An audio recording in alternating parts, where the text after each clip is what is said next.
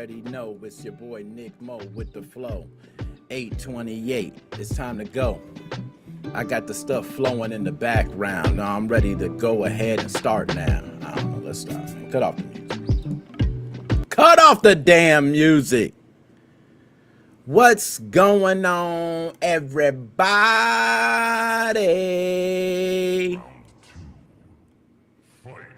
Let's get it on, man. Let me make sure it sound good. Hold on, I got my sounds going good. Soundboard, I don't know. Hold on. Let's check the soundboard. I think we good.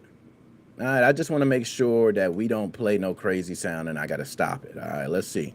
All right, cool. We got, okay, good. Sticking at your... No. Okay. Okay.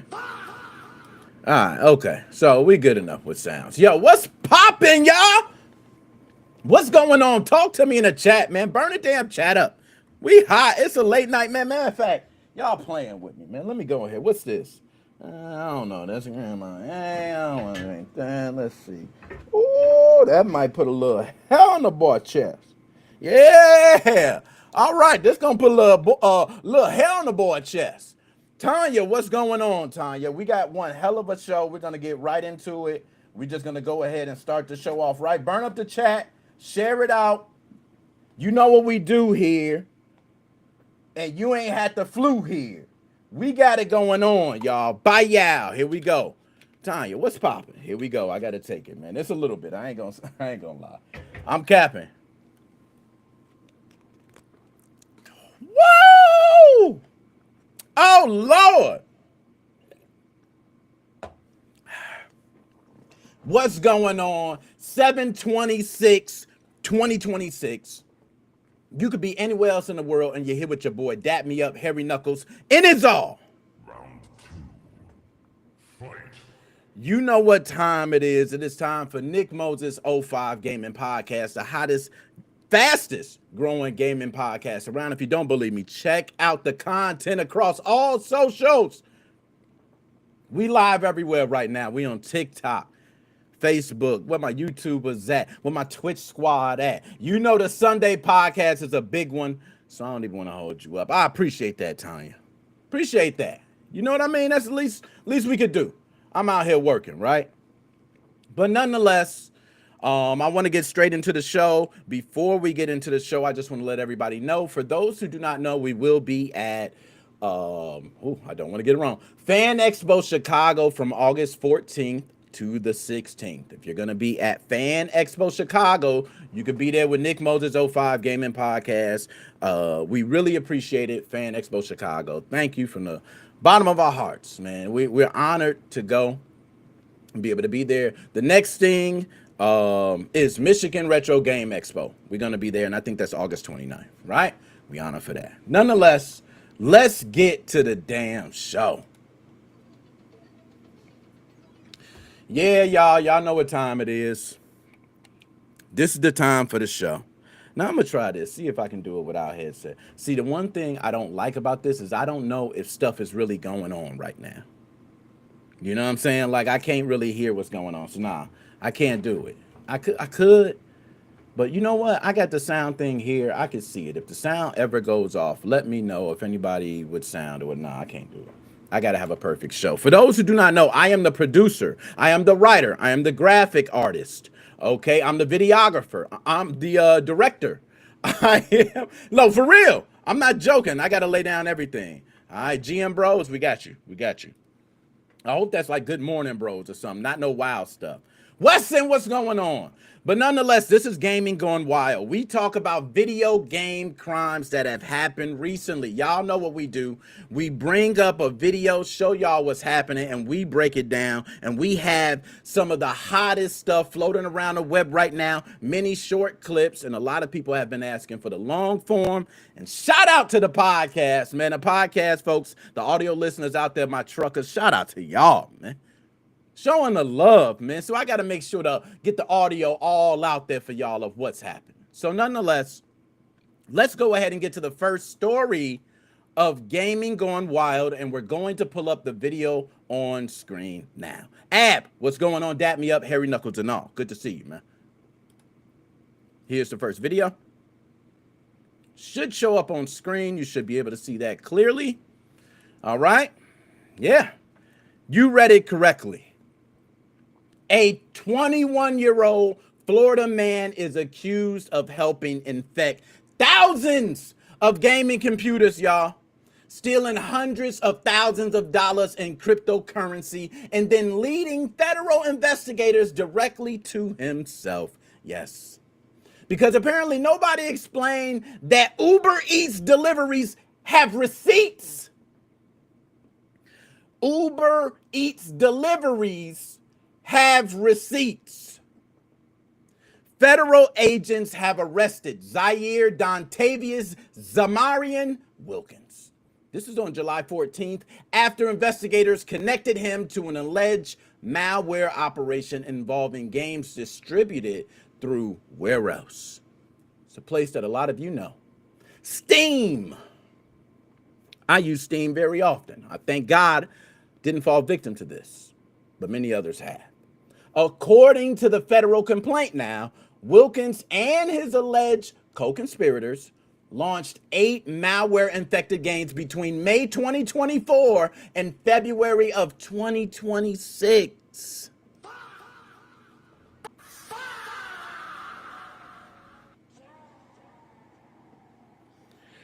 That's a long time, y'all. That's a long time. Nothing happened. But nonetheless, between May of 2024 and February of 2026, they were compromising approximately 8,000 devices and gaining unauthorized access now to around 80 cryptocurrency wallets. You cannot make this. It's up. At least 220,000 in digital assets was allegedly stolen. Nasty work.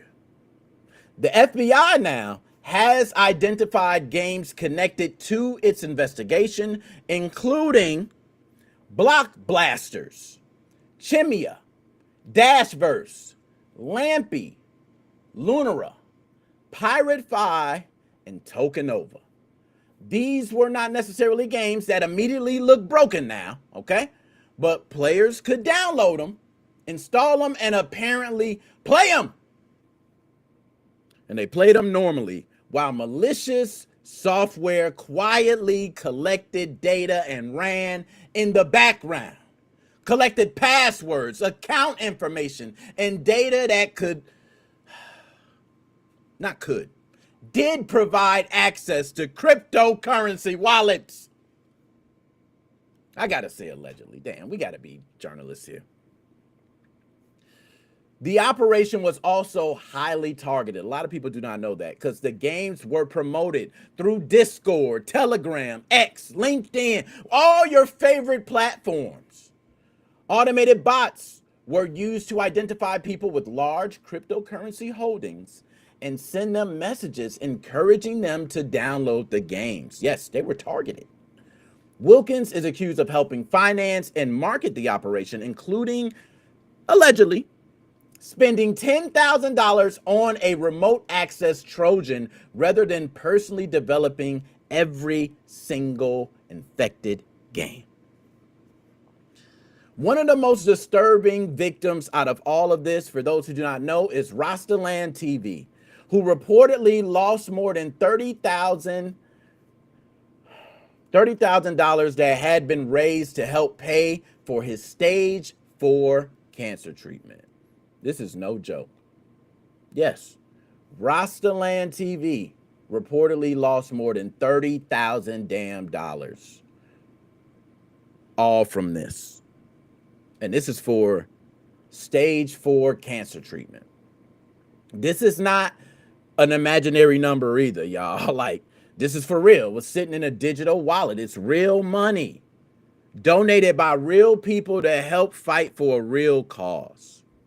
And this is what happened. Big salute to everybody joining. Also, share out the content, please. Thank you. I want to get to the chat here, too. So if you do have anything to add, please write it in the chat, because at the end of this, I do want to go through the chat. Anything you want to add, I do want to talk about. But then came the part that sounds like it was written straight out of comic book, bro.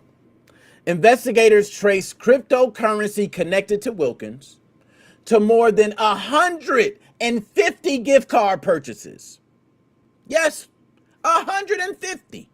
Not one, not two, not 150 gift card purchases. We talking about some of them connected to the Uber Eats cards, y'all. Oh man, you got Uber Eats cards connected to your account. You got the address, the phone number. Yeah, you using the university email address. You snitching on yourself. Self-snitching at its finest. These food deliveries are what allegedly led authorities directly back to him. So this case also creates a larger problem for Steam. I must say, this is where I believe it causes a much problem for, bigger problem for Steam. Every time malware is hidden inside any game on the Steam network, I don't care if it's a small game, big game, medium game, it don't matter. Legitimate, independent devs are going to be the main ones to suffer, because if you're an indie dev and you're a one-guy team, how can people trust you to release a game that we can't even trust Steam at this point. We got to trust you. We got to use our own AV to why Steam? Why should we have to download a game and they got a virus on it? I swear, if I get, which has happened in the past in some previous games on systems, I'm not going to say what they are, but you can play some games and then next thing you know, it would damage something, right? But not like taking cryptocurrency. I don't know what else to say on this. I'm damn near done. Wilkins faces up to 10 years in prison if convicted. And the complaint remains an allegation until proven in court. That's what's crazy to say. So we still might have people out there doing this right now. So 8,000 computers is an alleged number, but allegedly infecting 8,000 computers and then getting caught with food deliveries is nasty work. That's why gaming going wild. That's the craziest ending of all. Okay. So DJ C Money, what's going on? Dap me up, Harry Knuckles and all. Hard. You have to sandbox it. Look, hey, don't be giving them the tips. Trust what you're doing, man. He don't need them. He already got enough cryptocurrency. He had enough money to pay you to get educated. He didn't do it. Now we facing 10 years. He didn't sandbox nothing. He didn't separate nothing. He didn't have nothing connected off from the internet and another part connected to it. He didn't think nothing through. But he did think part of it through because he got through it. Nonetheless, let's go ahead and move on to the next one, because I told you we got a hot damn show today. I cannot waste no time. Woo-wee. And we got to get to Nintendo. Oh, man, we got so much. So let's go ahead and get into it, man. All right. Here we go. Y'all see what's happening on screen right now. I hope you do see it. Well, I hope you do. They're going to town, as you can see. Okay? Going to town. More Pokemon. More trading cards being stolen. This is enough, man. So 2 thieves smashed through the front window of a Minnesota gaming store at 4 a.m, ripped down the Pikachu display, and emptied Pokemon products from the shelves. And these just weren't any type of Pokemon products. They were very valuable. They escaped with as much as $50,000 in merchandise. But the most painful part of the story is that the store had already lived through something much worse. This is the second one. They've been dealing with this nonstop. I'm telling you guys, in the next election cycle, we will see a lot of these people who are talking about gambling stepping up with either trading cards or video gaming machines, because these are 2 things that recently criminals have taken a quick advantage of. So surveillance footage captured 2 people breaking into Punch Out Gaming. Yes, this is the Punch Out Gaming owner on screen. They broke into Punch Out Gaming in Forest Lake early Saturday morning. Now, once inside, they targeted display cases and shelves containing sealed high-value Pokemon products, as anybody would expect. But owner Eric Johnson estimated the stolen inventory was worth between $30,000 to $50,000. Oh, damn, y'all. Round 2. I don't know if I could deal with that, man.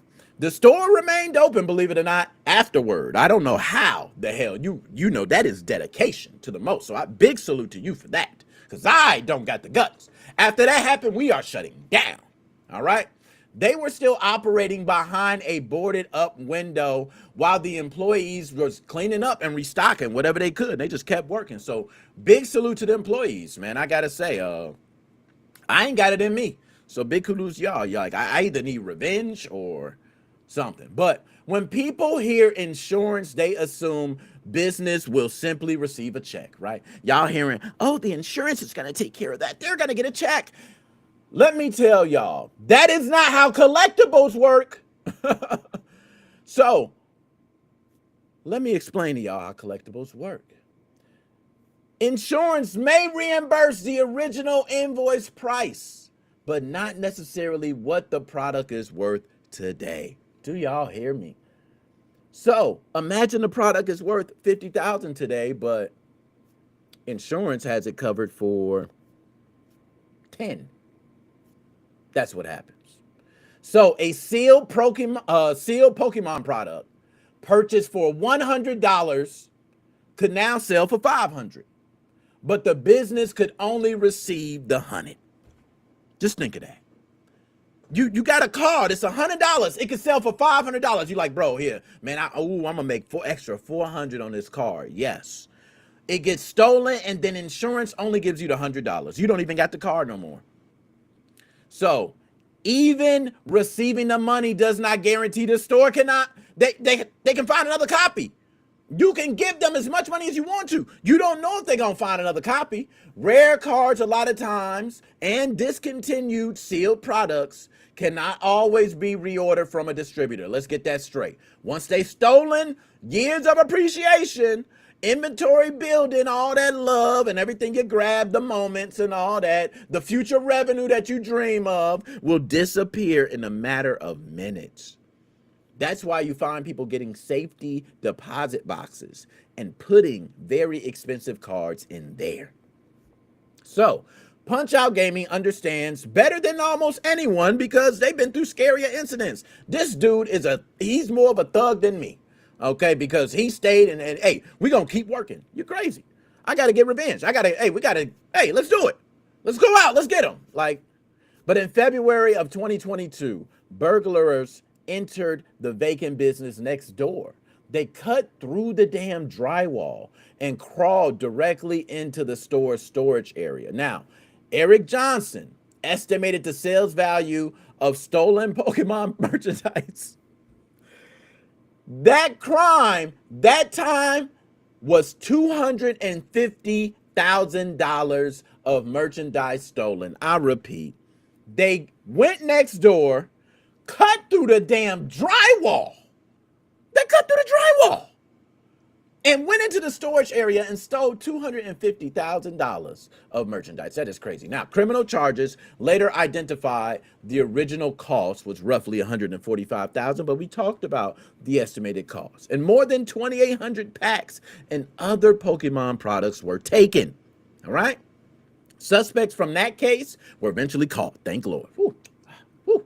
But Johnson says they are now in prison, but it don't matter because they keep coming.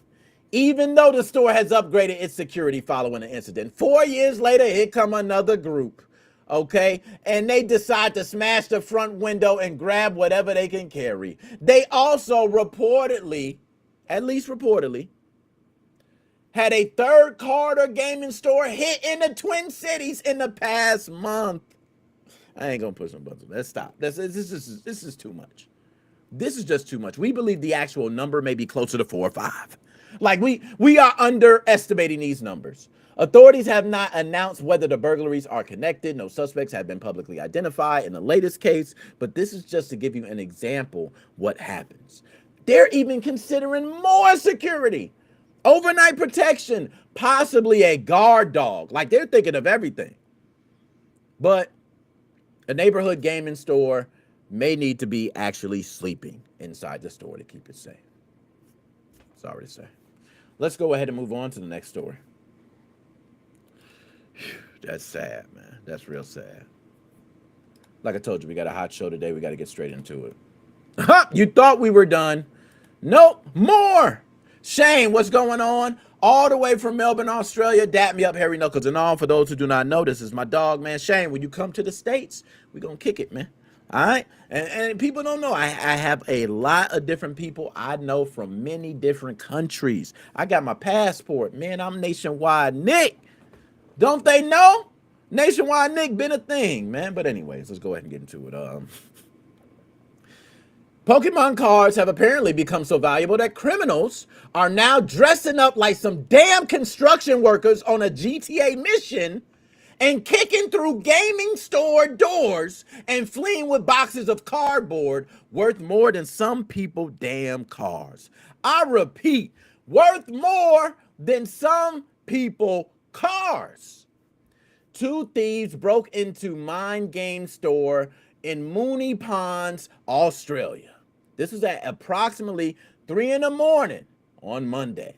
Now, security footage reportedly shows one suspect wearing an orange high visibility jacket, all right, or high visibility, excuse me. But you know, he got that orange high visibility jacket that he's wearing. And the other wore a yellow high visibility jacket, or vest, excuse me, over a black hoodie. The pair forced their way inside, climbed over the counter, and began grabbing approximately $15,000 worth of Pokémon and One Piece trading card products. Whoo, man, One Piece is coming up, man. They are worth a lot too.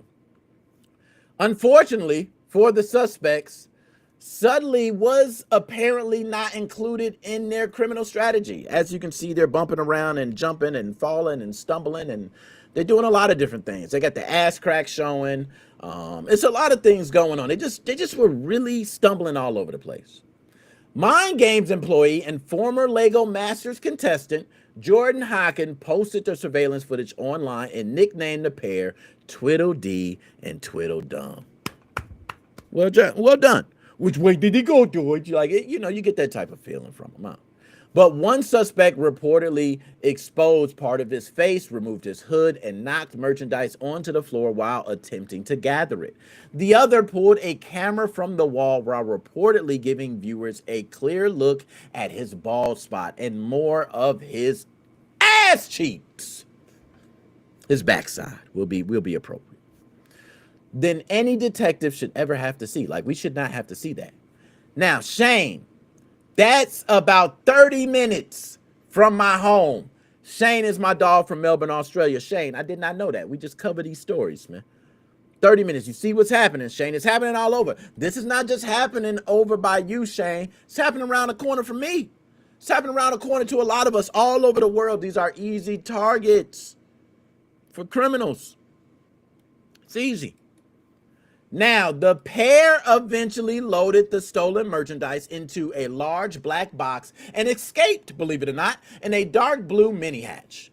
Despite all the fumbling, stumbling, and all that, the damaged store and missing inventory created a serious disruption for the business, which I hate, including the loss of products that had already been reserved for customers. This was also not the first time this location had been targeted. Isn't this the same damn thing we just heard? In April of 2025, another burglar reportedly used a golf club to smash into the same store, stole more than $3,000 worth of Pokemon cards. Other collectible shops across Australia reporting similar break-ins. Some stores being robbed multiple times in the same week. Businesses are considering metal shutters like the damn purge. They want reinforced storage rooms so they can sit back there and monitor you while you break in the store. All these expensive security upgrades, and y'all already know where it's gonna come. Get ready for your tax dollars. Now, the reason trading cards are having this happen, we all know. Trading cards are small, portable, and so damn increasingly valuable. A criminal can carry thousands of dollars in merchandise in one bag and attempt to resell it through online marketplaces without anyone even knowing. He doesn't have to move a television, a console, anything big. These rare cards are sometimes, and I'm not lying, y'all, worth tens of thousands of dollars, while sealed products increase over time. So if it just sits out there, it increases. What if they're probably bending them, I'm sure, but what if they're not bending them? So a lot of store owners now are warning that Pokemon related theft has moved beyond isolated shoplifting. This is really organized smash and grab crime. We have to change the framing of it. And I agree. I agree 120%. We have reached way beyond normal. Like a normal just, hey, they broke in, they got some cash out the cash register. We're way beyond that. We are talking, I agree, organized smash and grab crimes every time this happens. They're almost always premeditated. A lot of times, I would say 50% of the time, they're going directly where some of this stuff is. So they're either staking it out or it's an inside job. Some businesses believe it is no longer a question of whether they will be targeted, but when. So 30 years ago, children were told, gotta catch them all, gotta catch them all, gotta catch them all, gotta catch them all. And in 2026, they catching all them damn things in your store, breaking the glass. They catching them all with golf clubs, breaking through the windows. They catching them all with sledgehammers through the glass. Yeah, they catching them all right. And police probably catch one or two. Police probably catch one or two, and everybody else go free. My bad, y'all. I went off on that. I wasn't supposed to go off. We ain't gonna go no further on this one. Let's move on to the next one.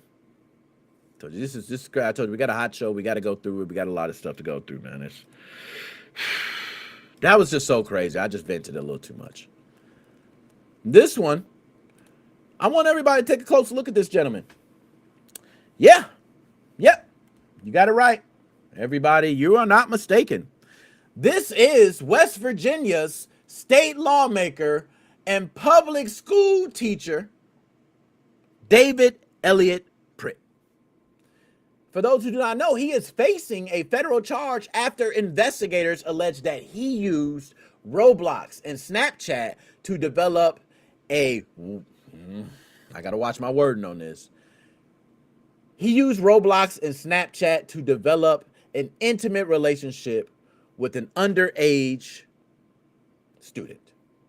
This was not a case involving a random stranger either, entering a child's game. So the accused adult was already one of her teachers and allegedly used online communication to extend access beyond the classroom. So we're talking after hours. Imagine you got a daughter, man. Hold on. No. Hold on. I'm tripping, y'all. My fault. Let me get my soundboard. I got to turn my soundboard up on that. That's crazy. Yeah, we need a couple files. Give me all of them. Can I get another one? Like, that's crazy, bro. I didn't know it was like that. Like, if I got a daughter and then I find out my teacher texting on the low. You know what I'm saying? That's different in college. Your daughter can do what she want. It's still weird. But to honestly think my daughter texting the teacher, they kiki-kikiing. And then not only they kiki-kikiing, they sending flirty messages back and forth. Nah, I ain't going with that. So David Elliott Pritt, 36 years old, was arrested July 22nd and charged in federal court with enticement of a young one. According to the criminal complaint, the girl's family contacted law enforcement on July 9th, reporting that she had been abused by him. Investigators allege that Pritt began communicating with her through Roblox. Yes, I'm going to repeat. Investigators allege that Pritt began communicating with her through Roblox. That's how it began. And while she was an 8th grade student during the 2024-25 school year, before moving their conversations to Snapchat. This is crazy, man. I don't even know. This is getting wild, man. But the complaint alleged that the conversations became increasingly personal and that Pritt eventually told the student he loved her. During the summer of 2025, he allegedly began sending explicit material and requesting images from the young one. Now, investigators say that after both Pritt and the student moved to Oak Hill High School, he repeatedly asked her to meet him inside the classroom where alleged activities happened between 5 to 10 times, bro. This is wild. This is crazy. This is a public figure, bro. Damn. Wow. Okay, hold on. Let me get back to it. I know some people might make West Virginia jokes, right? Because, I mean, it's rightfully so. It's perfect timing, but damn, man. 5 to 10 times? Like, I gotta, you know what? We ain't even gonna do that. I ain't gonna look. The alleged physical encounters ended around December 2025 or January 2026. Not sure. It's alleged, right? Investigators say Pritt continued requesting explicit images through July. He also allegedly warned the student that if police examine their phones, it would open up hell in their lives. He also told her that he would lose his entire life if anyone discovered what had happened, and he was correct about that. As you're on my screen right now. Pritt represented Fayette County's 50th district and served as an assistant majority leader in West Virginia House of Delegates. He was originally elected as a Democrat in 2022 before switching to the Republican Party in 2023. Following his arrest, though, House Speaker Roger Hanshaw removed him from all official House roles. He made sure that shit happened quick. Snap. Called the allegation shocking, disgusting, and urged him to resign immediately. He resigned. Yes. No other way. He resigned, got kicked. It was done. Now, the West Virginia Department of Education also suspended Pritt. They suspended Pritt of his teaching certifications. Yes, they did. Now, while Fayette County Schools suspended him without pay, I bet he could still go teach somewhere else. That's what I don't like about stuff like this. State education officials said teachers hold position of public trust and emphasized that their primary concern remains the student who was allegedly abused is taken care of. More than 80 members of the House have supported calling a special legislative session to consider removing Pritt from office, and Speaker Hanshaw requested lawmakers return on August 10th to vote on possible expulsion. Pritt remained in custody and had not entered a plea as of the latest reporting. I want everybody to know that. All right? Big salute to Ab. Ab, appreciate the clips. We got to talk, Ab. We got to talk. Roblox may have been where the alleged communication started, but the central issue is not the video game. I don't want people to take that, but that's where it came across our radar and able to be talked about because of news. But the truth is, it is an adult accused of exploiting the authority of and trust given to him by a student. This is a teacher-student relationship. This is an elected official. Like, just think of that. An elected official doing this, man. Pritt allegedly worried that he would lose his entire life, and guess what? You lost it. You lost it, man. It's a wrap. It's over with. I ain't got nothing else to say. And that, y'all, is gaming gone. Wow.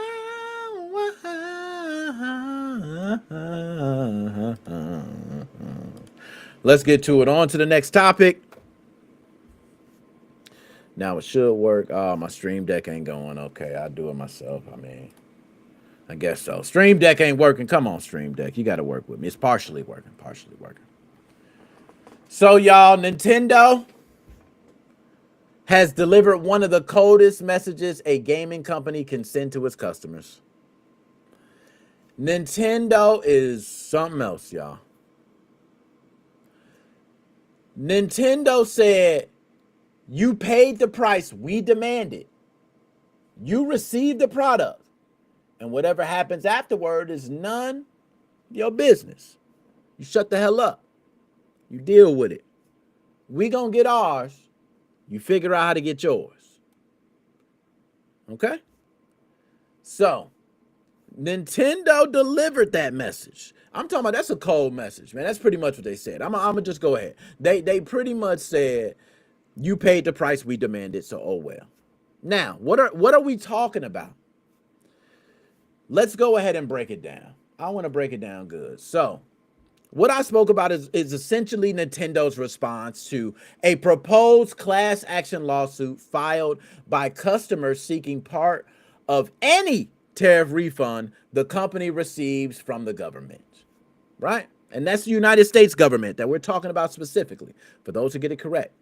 Nintendo's attorneys argue that customers receive exactly what they bargained and paid for, and were free to avoid the purchase or choose a competing product if they dislike the advertising price. Nintendo is asking the court to dismiss the case, arguing that customers are not automatically entitled to rebates because the legal circumstances surrounding the tariffs later changed. Now, before everybody start grabbing, your pitchforks, your torches, your Glocks and all that, Nintendo's strongest defense deserves to be heard, okay? Because part of it is legally and economically reasonable. All right? It is. I'm gonna be honest. And that's coming from me, a guy that Nintendo has actually came and taken down videos of. Yes, for those who do not know, my YouTube channel, I had videos taken down by Nintendo. It was requested by Nintendo. It was so bad that I took down 75% of the videos on my channel at that time. My channel was mostly a Nintendo channel. Go on. So that was Nintendo. But in this case, Nintendo was the importer that paid the tariffs to the government. Customers did not receive an itemized receipt saying that $10 of their controller purchase was part of the federal tariff. Like, you didn't see that on your receipt, did you? All right, you didn't see that. No. Now, if you would have got your receipt and then it had the controller, and then you would have seen federal tariff price $10 on your controller, then you might would have had an argument, right? Then you could have said something. But no, you didn't see that. You just paid the price. That is the truth. Nintendo is right on that. I don't want to argue that. They paid one retail price for a finished product, and that price may have reflected memory, labor, manufacturing, shipping, retail margins. I mean, I can go all on all day, okay? But it's Nintendo's own profit strategy. And the more I've been digging up and reading and learning, I can't just be digging into the business like that and ripping into them as much as I want to. Okay? I do. I felt it coming. That was Nintendo. The ninjas don't play. They kick my ass all the time. Every time I talk, they got little things that fly in the air and go, yeah. Okay? So that distinction is why companies such as UPS and FedEx, they're very different. What they did in many shipping transactions, the customer directly paid an identifiable tariff charge, while the shipping company acted as the broker handling the payment. That's genius. That is genius. Nintendo instead sold products at prices it established, making it far more difficult to determine exactly how much of each customer's payment was represented by the tariff cost. We don't know if it was $10, $5, $7.50, $10. We have no idea how much of that increase that Nintendo made was represented by the tariffs. They got a point there. I got to go with them on that. Okay?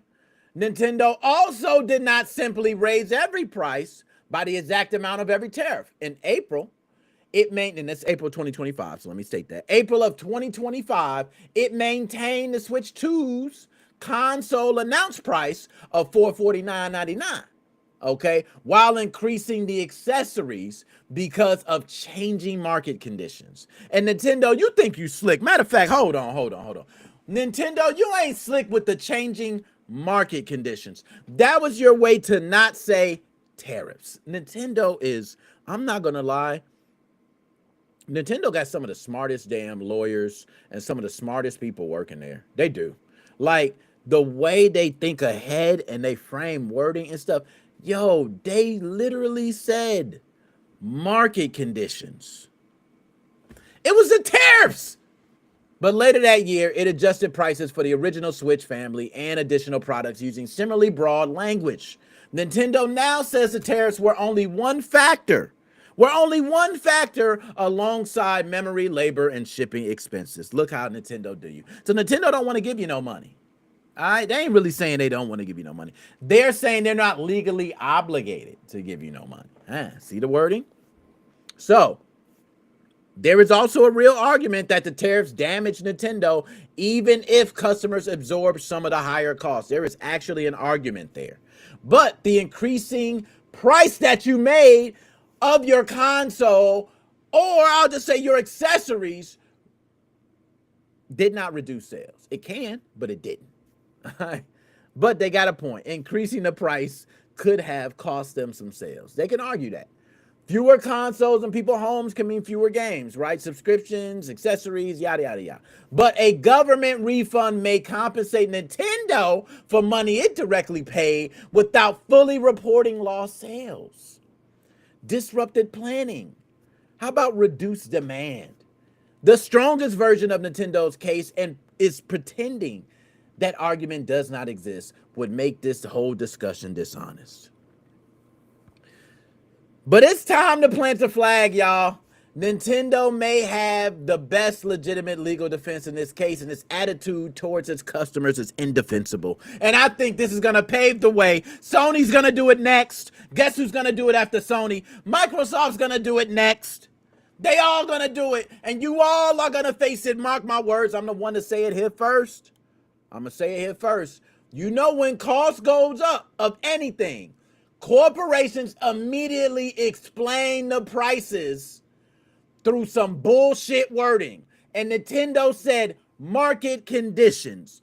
That was actually the tariffs. It was a way that they ain't have to cover when they need to get their refund and you be screwed. They were smart and you got screwed. So the customer is told it's because of tariffs and shipping labor and memory and inflation and so. No, they ain't just saying tariffs, right? They didn't put a percentage on it. The increased cost rolls downhill until it reaches who? Me at the register. You at the register. The guy next to you at the register. That's what the corporations do.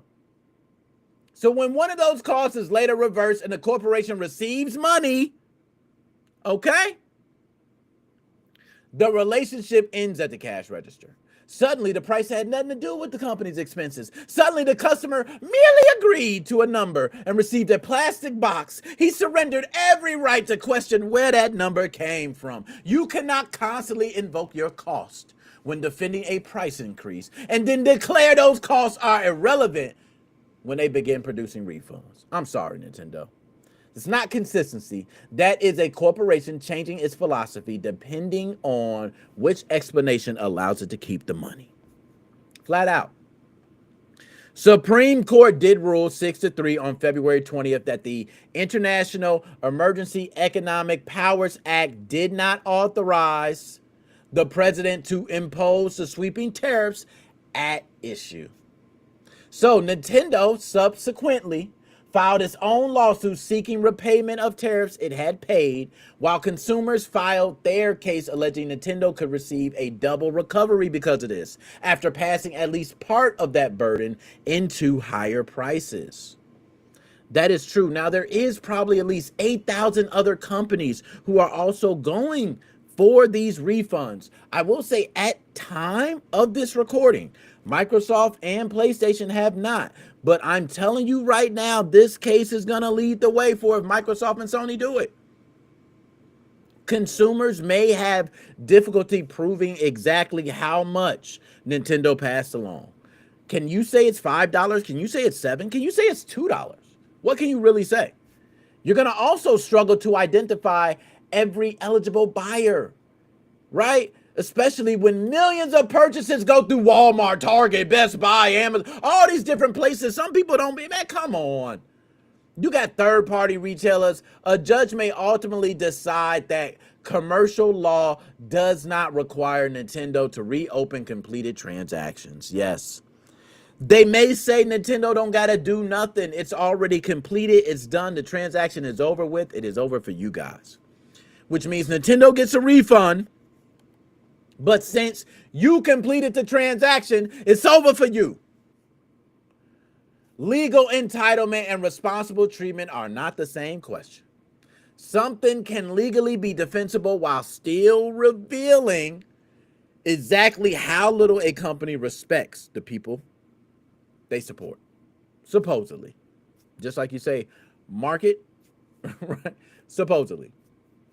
Now, Nintendo does not need to mail $7 million checks out, right? Reconstruct every purchase. But they need to do something. There are other ways to return the value, man. All right? You could reduce prices. How about start there? How about start reducing prices? Since you raise prices because of tariffs.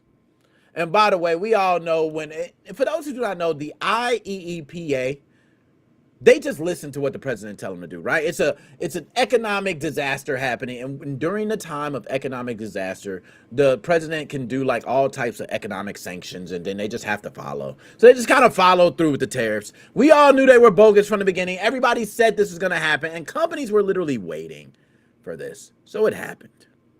It happened. Now, before I move on, because I do got a lot more to talk about, I just want to say this. Nintendo, you need to keep it real. You're double dipping, okay? You're double dipping. You want to cover and get refunds for tariffs.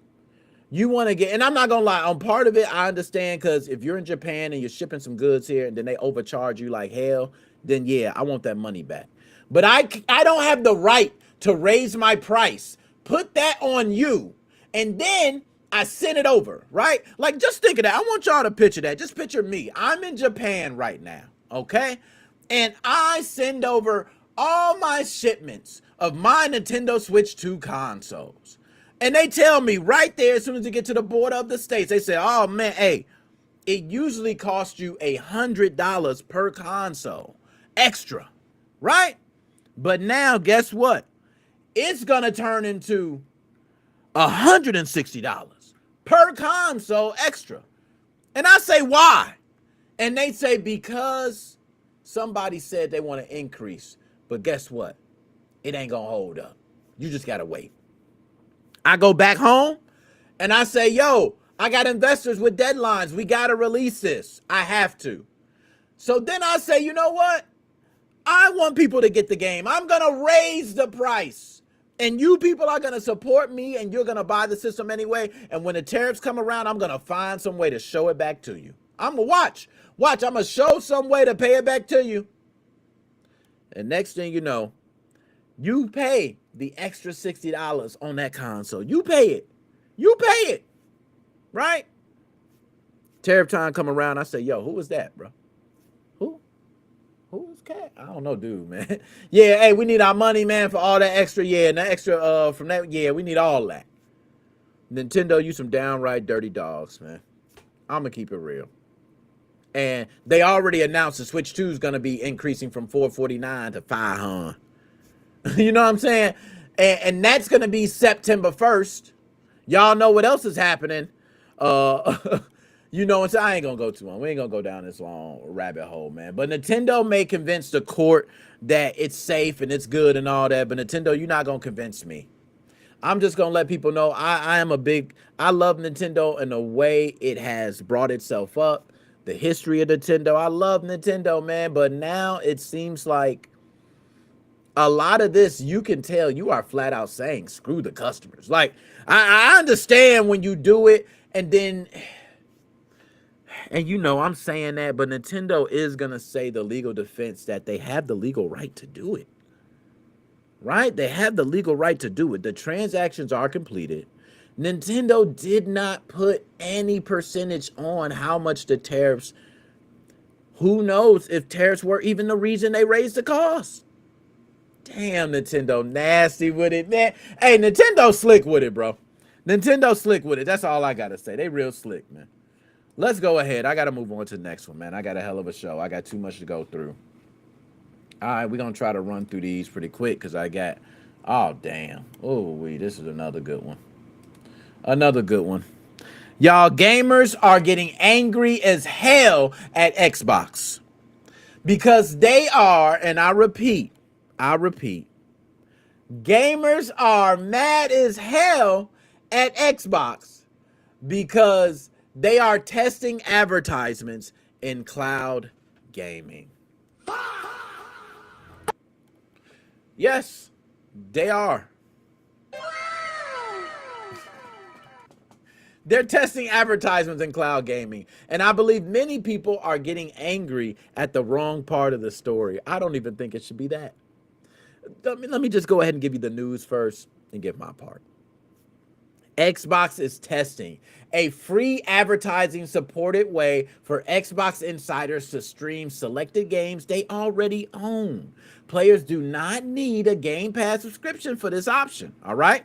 Advertisements appear before the session begins, and each session lasts for 1 hour. Xbox says the advertisements will not interrupt gameplay, and the entire program is optional. Players who already use another supported method of playing can continue to do exactly that and continue as they were doing before. But let me plant my flag in the sand immediately. In its current form, this is not a bad idea. Sounds good, as we used to say in Jersey. When I was in Jersey, we used to always say that. Sounds good. You know what I'm saying? Sounds good, which means we need to see some action. Right? But this may be one of the most logical and consumer-friendly experiments Xbox has ever done to all of us in years. For a company to make a joke about Sony stopping physical disc, you have some nerve, Microsoft. You have some nerve. Let me just paint this for y'all. You watch a short block of advertisements, okay?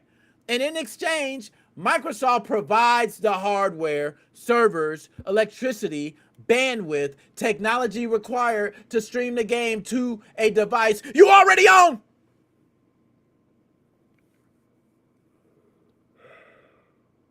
You can play on a television, computer, mobile device, hell, on an older Xbox without buying a new console or paying for a cloud gaming subscription right now.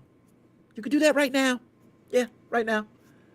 Reports indicate that the current test used approximately 2 minutes of advertisements before granting an uninterrupted 1 hour session. Damn.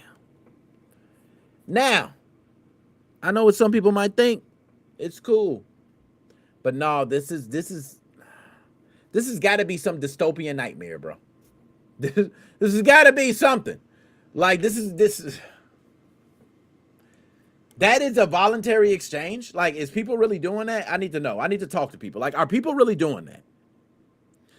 Television, radio, they've done advertising for generations. I remember watching infomercials as a young kid. When 2 in the morning would come around, I just see infomercials all the way to 8 in the morning. If I stayed up to 8 in the morning, some of them I would see the same infomercial every 30-minute block. Some of them they would switch up. It'd be a workout one. It'd be Philips Magnavox CDI. You know what I'm saying? It would be, you know, something else, a grill, the George Foreman grill. Like, you would have these wonderful infomercials. I got it. YouTube gives viewers a choice between watching advertisements and paying for premium. You could pay for premium. YouTube said that. Okay, they did that. Spotify offers free listening supported by advertisements while charging customers who want the interruptions removed. Makes sense. NVIDIA's GeForce Now already operates a free tier with 1 hour sessions and advertising. Xbox ain't invent shit. Microsoft, you are reaching right now, okay? You are like reaching. It's almost like trying to sell a damn a popsicle. What they say, a popsicle to somebody with white gloves. You know what I mean? Like it's just so dumb and idiotic. Like I feel like this is so old school, backwards. You are talking to the wrong crowd. You just don't get it. I got stock in Microsoft, so I need to see some good moves. This one, not it. Advertising, you already know what you're trying to do, Microsoft. You're trying to slow pedal us into your matrix.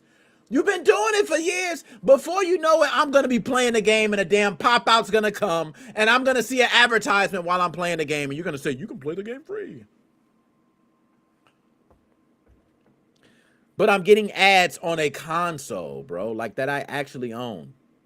I find that weird. I find that so weird. Like, is it just me? Just think about this, y'all. You got a disc, right? Put the disc in. It downloads the disc, and it downloads all the pieces to it. Make it faster. You then set the disc somewhere. But cloud gaming knows you have the game, so it says, hey, you can play the game. Click, you play it. But you get ads? Why the fuck would I do that? Why would I do that? Why would I do that? I have the game right there. I just put the game in and take out the ads. This is the dumbest. Yo, Microsoft, I got stock with you, bro. This is dumb. This is, you know, on the investor side, let me put my Microsoft stock hat on. No, I don't think this does anything. I think you already have cloud gaming. I think your cloud gaming is fine. I think you just keep making it better. Like, give me better features, not advertisement features. Like NVIDIA GeForce did it a long time ago. You're late. Because gamers are not irrational for feeling suspicious, they have watched this exact pattern unfold across entertainment many times.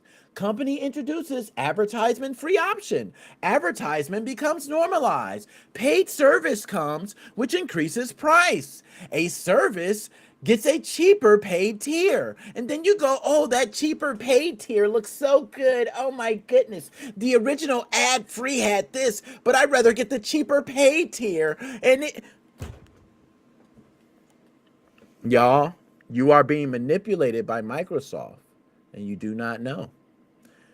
The original ad-free experience is going to become more expensive. And eventually, customers discover that they are paying more money to receive less convenience than what they had before. That is my problem with this. When I pay, I want to pay for convenience. When I pay Amazon overnight shipping, I want my damn order the next day. I know that. When I say, hey, McDonald's, I want my fries fresh, I look on the menu. I make sure it say fresh. You know what I'm saying? Hey, I do. I don't know about y'all. You know what I'm saying? I'm going to tell you, if I'm at Portillo's and I got a cheese fry and somebody in front of me and back of me, they got roast beef burgers and everything out the wazoo, I ain't waiting. I'm walking to the person, hey, I got a cheese fry. I'm helping you. Okay? That concern is appearing throughout the whole entire community. Some players believe free tiers could become a training ground for the Netflix-style model, which is paid options and eventually receive advertisements regardless, unless customers move into the super expensive damn tier. Others ain't angry though, okay? Others not angry about what Xbox announced because what they fear, Microsoft may attempt, is after the audience becomes accustomed to seeing advertisements around gaming.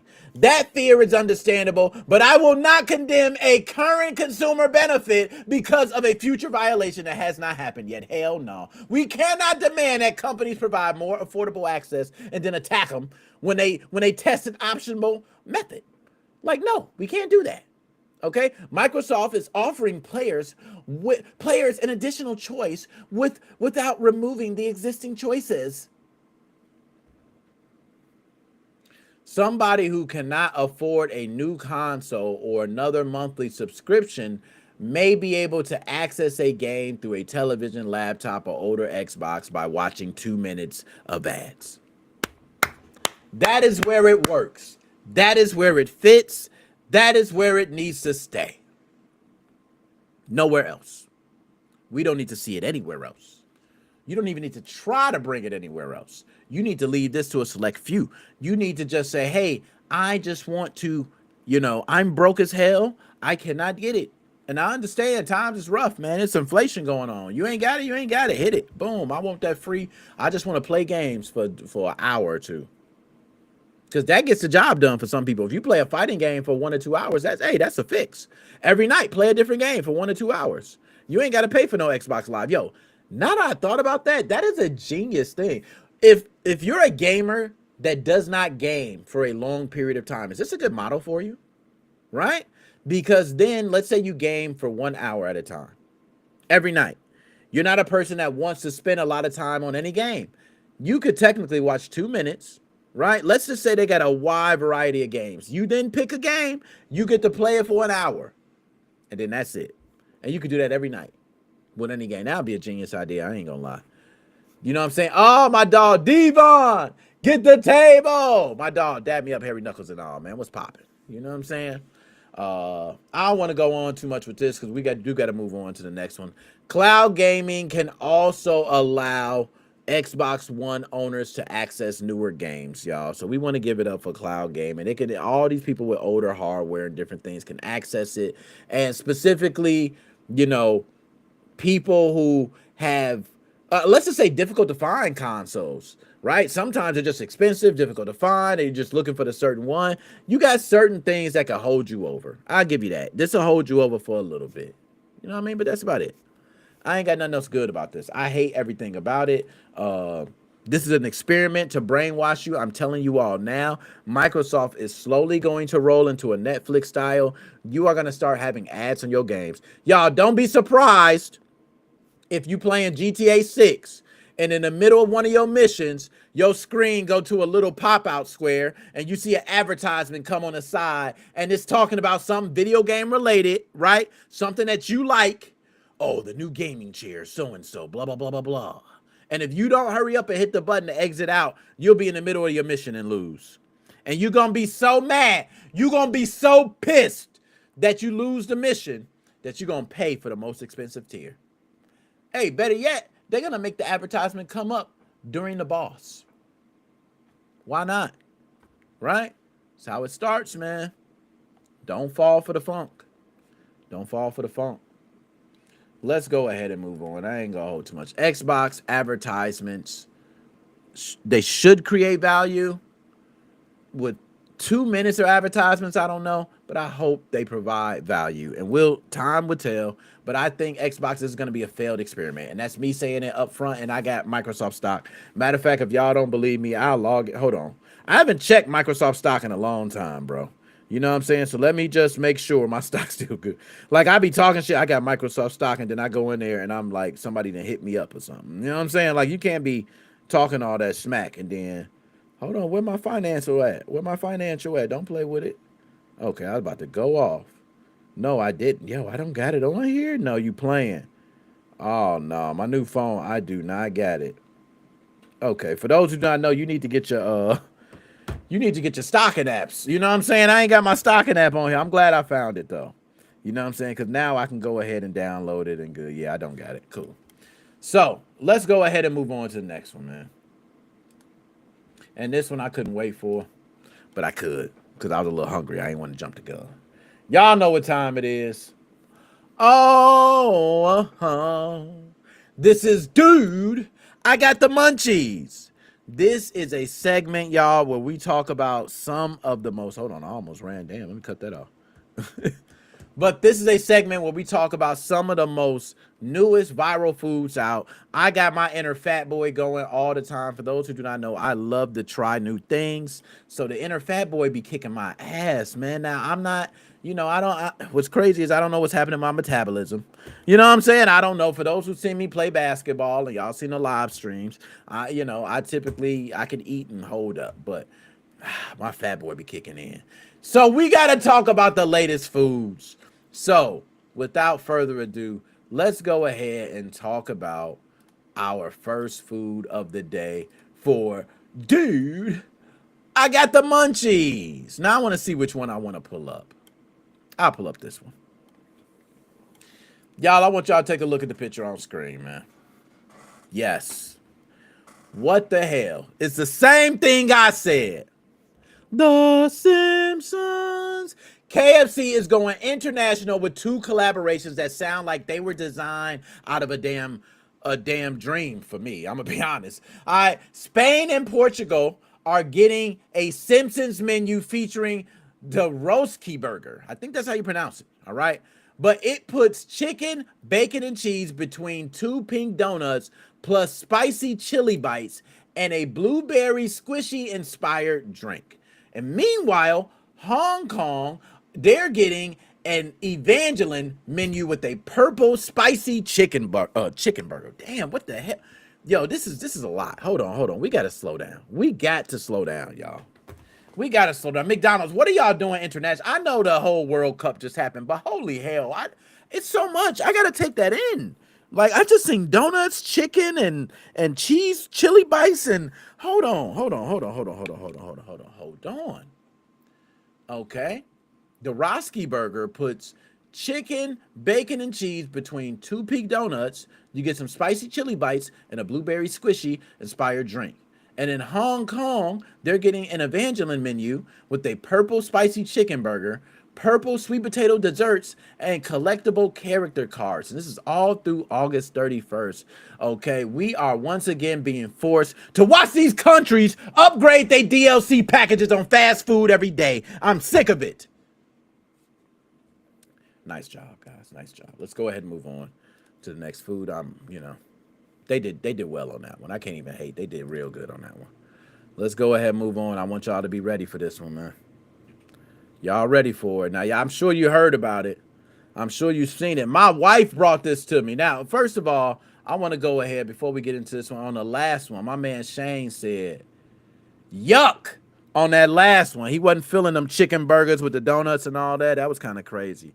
And my man Devon, I still can't get that croissant out of my head. Yo, I'm not going to lie. He talking about the Costco croissant donuts. Oh, man. Is that the one you talking about? Because we had another croissant, but that croissant donut was crazy. And then you might be talking about another croissant. Because we had another, but nonetheless, let's get off. Let's get to it, man. You know what I'm saying? Can't wait to check out. Yo, Shane, you're going to check out the stuff in the States. But y'all, this the one. My wife came to me and said, baby, look at this. And I ain't gonna lie, y'all. At first, I looked at it. I wanted to look at it and be like, nah. But then I said, all right, okay. Look all right. Look all right. You know what I'm saying? I had to be humble. Because McDonald's has launched the honey brown butter bacon, egg, and cheese biscuit featuring bacon, folded egg, and American cheese and a sweet brown butter spread. There is also a honey brown butter chicken biscuit. And customers can add the spread to other breakfast items such as the Egg McMuffin or McGriddle. Now, these limited time sandwiches arrive July 21st and will remain available until supplies last. That's what I heard. So they available now. So y'all better go out and try them. Okay? They're going to be available until supplies run out. Y'all better hurry up and try it. We got honey and butter on a biscuit. That already makes sense, right? Add bacon, that already makes sense. Egg and cheese, that already makes sense. All right, McDonald's, y'all hold up. We got to give it up for McDonald's, y'all. I'm not going to lie, McDonald's, they got an item that I want to try. I want to wake up early tomorrow and I want to get me a honey butter egg and cheese bacon biscuit. I don't know if I'm going to do bacon. You could probably do it with sausage. I don't know if I want to do a McGriddle because you could just get this. Oh, man. McDonald's, talk to me nice. About time. Yo, man, and I ain't gonna lie. This the type of meal that you mess around and want with a large fry. You're mixed up. Oh, McDonald's, you might have to do an all-day breakfast, McDonald's. You might have to. You might break the bank if you do all-day breakfast. You might need to get special locations for all day. Because you just stepped into a new territory. You know how we get when things go viral, McDonald's. So if this goes viral, you could possibly build some stores out of this. My fault, y'all. This is too good. This is just too good. We're gonna move on. I'm not gonna big up McDonald's anymore. Okay? Not gonna do it. I'm not gonna do it. We're going to move on to the next one. That ish look delicious. Okay, that's just me. That's just me. Let's go ahead and move on. Ooh-wee. Ooh, we talking, boy. Ab, appreciate yo, Ab, man. Matter of fact, Ab, I need to give you my number, man. I got to hit you up. Y'all, Pringles is teaming up with B-Dubs. Yes, y'all see, I cannot believe this, bro. Pringles has had a lot of wild mix-ups recently. But now they're teaming up with Buffalo Wild Wings to turn 3 of their popular wing sauces into chips. This is crazy. We talking about Parmesan garlic, okay? Very popular. I think a lot of people love the Parmesan garlic. We got medium buffalo and Asian zing. Now, they're also saying that these flavors are ranging from buttery cayenne heat to like sweet chili. Like, I'm hearing a lot of different things, right? But the cans begin appearing at select retailers in July before launching nationwide in September. Suggested retail price, $2.69. I remember when a Pringle can was $1. I remember when they went up to $1.25. I remember when they went up to $1.50. I remember they made a bigger one and charged $2 and said the $1.50 one is the small. Like, they really got us to the string. They got us. Okay. But nonetheless, Parmesan garlic may be the safest choice out of all of these if you're just wanting to try them.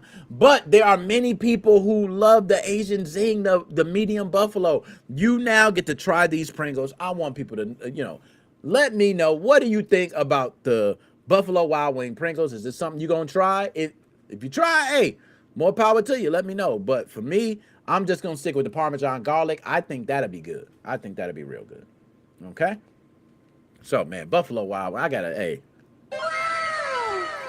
give it up for him. Got to give it up for him, man. Let's go ahead and move on to the next one. Oh. I seen a sneak peek of the image. I shouldn't even done that, man. I shouldn't even done that. Hold on. And then this wasn't even an image I saw, y'all. I saw a different image, man. Hold on. Let me put the one I saw. Was it this one? I saw this one. Oh, Lord. Which one looked better? I don't know. Let's put that one up. Oh, goodness. Y'all. Okay, before I even start talking about it, $5.50 in Australia for Pringles? Oh, you better be playing, Shane. Shane, that's crazy. That is ridiculous. If you're talking about $5.50 for some Pringles. Man, I'm going to tell you, Shane, you're going to be fat as hell you come over here, because I was just at Jewel. They had a sale where you could get the Lay's bag of chips, a big-ass bag of, they was $2 each. Shit, you're going to be eating hot dogs and chips your whole time here. You might as well get used to hamburgers and chips and hot dogs. Like, that's all we be. You go to the grocery store here, Shane. I'm not going to lie to you, Shane. You go to the grocery store here around, like, barbecue season, you ain't going to find no hot dog buns, no hamburger buns. That's it. That's all we grilling all day. Right? Everything else we eating with hands. The chicken wings, the turkey legs, and all that. Hey, I mean, we eating with wings. I'm tripping. We eating with hands, all right? But nonetheless, he said, not bad. I'll try them all. I'm with Devon on that. I probably try them all. Because they don't hurt to try. Right? But the Parmesan is going to be safe. I can say that. So, we got to talk. Nothing Bundt Cake is bringing back lemon raspberry. Yay. But they're introducing a limited time turtle cheesecake swirl buntlet. This new dessert combines white cake, cheesecake swirl, Oreo cookie crust, caramel, chocolate sauce, and toasted pecans. I think this is a dream come true. It will be available from July 27th through August 9th. While lemon raspberry remains on the menu through August 30th, and I will say lemon raspberry is some of the most delicious-ish I have tasted. It's probably my number one right now. I have to try the turtle cheesecake. This is something I will probably have to run over somebody to try. If there is a line, I'm not going to say I'm cutting, but I'm going to say I'm getting it early. Okay? Turtle cheesecake inside a Bundt cake is nothing you can ever refuse. And if you refuse it, I don't think you really like cake. Just be honest. This is, bro, what? Can somebody check him? Hey, producer, can you check him nothing but cake open? I'll pay. It's on me. It's on me tonight. You know what I'm saying? It's on me. It's on, hey, we getting it tonight. I'm on my fat boy tonight. Because holy hell, that damn. So for those who don't know, let's go ahead and repeat. That is the turtle cheesecake swirl buntlet. Please try that nothing but cakes. Let's move on because that is too good. That is, I don't know which one was the best so far. We had a couple tough ones. I don't know yet. I really don't know. Now we got a couple. This is a couple pictures. Let's pull them up. All right, let's see this one. Okay, I'll take this one. So, Starbucks is adding 5 orange cream drinks beginning July 28th, covering nearly every possible way someone can consume creamsicle or dreamsicle, whatever you want to refer it to. All right? The lineup includes an orange cream cold brew, iced latte, a matcha, chai, and frappuccino, using either orange vanilla flavor or orange cream cold foam. The frappuccino goes all the way by blending orange and vanilla with milk and ice before adding whipped cream underneath and on top. I'm not gonna lie, that sounds good. The cold brew sounds refreshing, but orange cream, is it matcha? Is that how you pronounce it? Maca? How you pronounce it? But orange cream matcha may be the drink that's probably gonna be the bravest, right? Like, I don't know if I could try that, man. That looked like Swamp Thing. Right? Like, don't that look like a swamp? Like, I just got to point to it. It almost looks like a swamp because on the swamp, you know, the water's green and then at the top, you got the floating stuff. Like, they should call that drink Swamp Thing. It should be called Swamp. Right? Okay. Shout out to Snack Wire, okay, for the image. I think Snack Wire's on Instagram. They have a lot of new snacks, too. So shout out to Snack Wire, man. Appreciate you. You know, how y'all feel about these, man? They also got the unicorn frappuccino. I'm not gonna lie, the unicorn frappuccino is I have to try that too.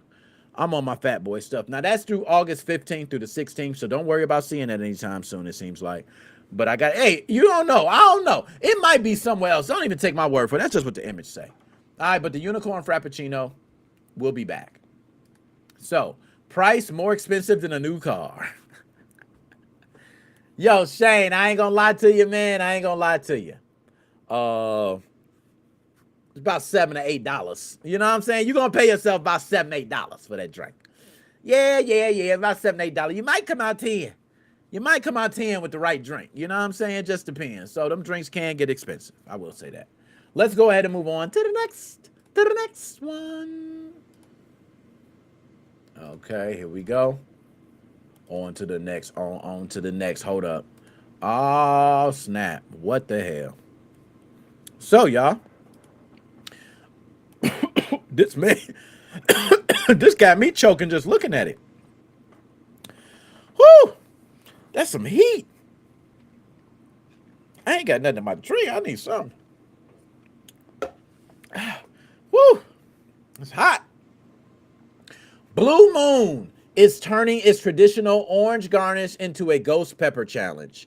Each limited edition kit includes a dried orange slice coated with Frank's Red Hot and Ghost Pepper, a marked Blue Moon glass, hot sauce, and a gift card toward a 6-pack. Participants are supposed to bite the orange first and then measure how much beer they need to survive the heat. That is the whole entire thing, all right? With only 100 kits being sold online, the drops are happening randomly, I'm being told, all right? It may be the first drinking challenge that I have ever seen where finishing a beer may involve you passing out and going to the hospital at the same time. Like, finishing a beer was usually straight. This is the first time I think you might finish a beer and need to go to the hospital. Like, do y'all see that? It's coated and you have to bite it?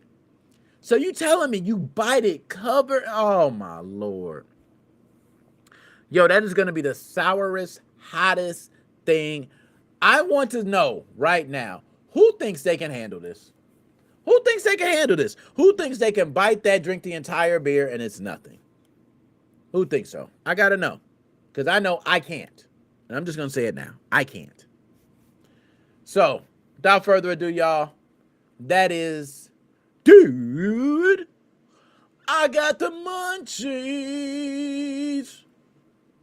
Let's go ahead and move on to the next one. Now, here we go. Oh, hold up. I'm messing up. There we go. Y'all know what time it is. We switch topics from time to time. We do product of the week, game of the week. We switch some, we lose. But this one is game of the week. And y'all, I had to do this for game of the week. Usually I select certain games. Like there's certain games that came out I could go ahead and shout out. Also, it is Marvel Tokens beta weekend, right? A lot of people are playing Marvel Token fighting game. Like there's a lot of games I could shout out. But these two I want to shout out specifically. I got to say up front, I did have partnerships with both of them, working with both of them, right? But there's multiple reasons I want to talk about them. But we're just going to start with the games of the week, all right? They're OMEA and After End, okay? OMEA and After End demo. So both games previously partnered with me. I got to say it again, all right? I work with both games. So I don't want people thinking, you know what I mean? Like, oh, he's just so-and-so. I got to say that first. But OMEA is an AI-powered narrative RPG that allows players to type whatever they want to do or say instead of choosing from a fixed dialogue option, right? I've actually played it. I'm going to probably have some footage alongside when I repost this of me playing it. But it's an AI game master that like reacts and adapts to the story, which made the game entertaining during the stream for me. That's what I love best about it. All right. The audience could also help with the decision. Anything they want to say, I could do. So I want to say OMEA is best for players who enjoy interactive friction, maybe tabletop role playing, unpredictable storytelling, right? An AI system is the consistent in this. And I want you to know that. So the AI system is consistent and it's beautifully done. But I love the way it creates the freedom. So I want to say a big shout out to OMEA. Next one is After End. I want to talk about After End because the big thing for After End for me was that, and I think his name is Bryce Vitez, because I believe the dev is Vitez Games. I hope I got it right, but I know it's Vitez something. Hold up. I don't even want to mess you up, dog. Because if I mess you up, I'm going to be mad at myself. Vitez, is it Games? Let me see. Vitez Games. Right? No, it ain't Vitez Games. It's Vitez Games. Got it right. Damn, I'm good. Okay. So Vitez Games. The reason it's Vitez Games, I believe his name is Bryce Vitez. He's a solo developer and actually made After End. It is a first-person action RPG featuring exploration. I also was collecting loot, character progression, so I was leveling up. We got directional combat. I'm talking about you can swing, going up, back, side, left, diagonal, down. Like, it is crazy. And also when you're parrying those directions as well. So players can practice in an arena, explore the world. You can, fight with multiple people alongside. Like, it is a great game, man. So it impressed me. Okay, and it is openly presented right now as an early proof of concept. So that is amazing. So big shout out to After End and OMEA. Right? Big shout out to them. Now, let's go ahead and move on to the last one, y'all. It's the last one. This is Choose Your Fate. Y'all know for Choose Your Fate what we do, man. Choose Your Fate is the one, man. It's the one where we probably got the most views. Right now, there is, you know what? Hold on. Let me just show you how much Choose Your Fate does. And this is for the audio podcast listeners out there. Hold on. That's TikTok, so it might come up with some audio at first. I'm just going to go to comments, right? So let's go to comments. This is activity. Right? So I want people to see activity. First one is a Choose Your Fate. Can you see that? Is a Choose Your Fate. First one, didn't even know. Just clicked and looked. Right? Then I can look through. Choose Your Fate 2 hours ago. Choose Your Fate. This is one we put up months ago between oh my goodness, Dan and Glass Joe. Like, we have so many Choose Your Fate ones that are just killing it. So nonetheless, y'all know what it is. It's head-to-head choices video gaming. Which one is better? Let's get straight to the shit. All right, I'm straight with it, man. All right, here we go. Here we go. On to the first one. Now, hopefully we got this right. Ooh, okay. So first one, who wins in a head-to-head battle? Sega VMU or Game Boy camera and printer? I'm not gonna lie, this is a very interesting battle. I love them both. I must say I love them both. But I have to go with the Sega VMU. I feel like that is one of the most innovative accessories ever made, way ahead of its time. You could take it with you. Also, if you were playing like Madden, you can pick your plays on it. You know, when you took it with you, you could play on it. You also can plug it into another controller somewhere else and pick up your saves there for the Dreamcast. It was amazing. So I do have to say, a lot of me almost 100% had to say Sega VMU hands down. Now, on the other side, okay, on the other side. Now, Shane, you're watching the vertical. You can't see. I'm glad you said that, Shane. Okay, I'm glad you said that. Now, the thing is, Shane, I'm going to see if I can switch one side without switching the other. Right? Because I only want to switch this side. I can't do it, Shane. I can't do it. Yo, if you can, you need to do the landscape. You know what? Because look, if I do this, let me show you guys. I'm going to show you guys right now. I can do this, right? But if you're vertical or landscape, it's not going to look 100%. You got some of the screen off. Might be okay, right? If I click this one, if you're vertical or landscape, you see the whole thing. If you're vertical, you might not get it. If I do this one, you're cutting off part of the screen on both. If I do this one, you're cutting off part of the screen. If I do this one, you got two full ones on both, but they're just two full ones. That's it. They're both full. Nothing's big. You see what I mean? Every single one just allows something to be cut off. Right? Every single one. So, Shane, for this segment, we got to do this one. My apologies. And then we got, you know, we got people clipping. And when we do the reclips and the edit, they have to be formatted in a certain way. So my bad. Shane, can you do me a favor? Can you hit the landscape and turn it? Or you could back out, go back into the other live YouTube. We got two live YouTube streams going right now. We got a vertical stream and we also got a landscape stream. All right, cool. Okay. Nonetheless, the Game Boy camera and printer, so innovative, and I think is wonderful, especially for people who like their Game Boys. You're traveling, you take a picture with people, and you can show it. Other than that, I think that's it. That's why I think the Sega VMU just smashes the Game Boy camera and printer, hands down. You guys let me know how you feel, but I got Sega VMU smashing this easily. Okay? Easily. That's just me. I don't know what y'all, that's just me. That's easy. Sega VMU smashes the Game Boy camera and printer. And for those who do not know, that is the visual memory unit, is what it stands for. Okay. Little edumacation. Let's go on to the next one.